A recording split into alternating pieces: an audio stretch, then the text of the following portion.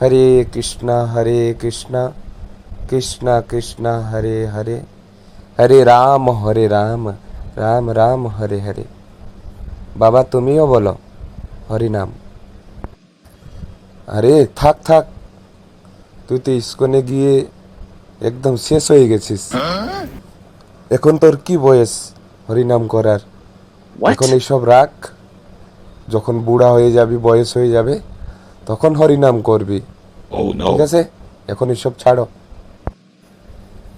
তাহলে তুমি করছো না কেন বাবা? তোমার তো বয়স হয়েছে অনেক, তুমি হরিনাম কেন করছো না? তুমিও করো এখন। আমি কিভাবে হরিনাম করব? আমার তো এখন বয়স হয়ে গেছে, কথা বলতে কষ্ট হয়, হাঁটতে কষ্ট হয়, খেতে কষ্ট হয়, কানে কম শুনি। এই বয়সে কি আর কিভাবে হরিনাম করব বলো? আমার দ্বারাতে আর হবে না। তাহলে তুমি বয়স হলে এখন হরিনাম করতে পারছো না, তো আমি বয়স হলে হরিনাম করব, আমার কি গ্যারেন্টি? এটার কি গ্যারেন্টি আছে?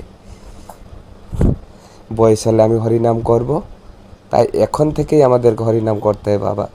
তুমিও হরিনাম করো। হরে কৃষ্ণ।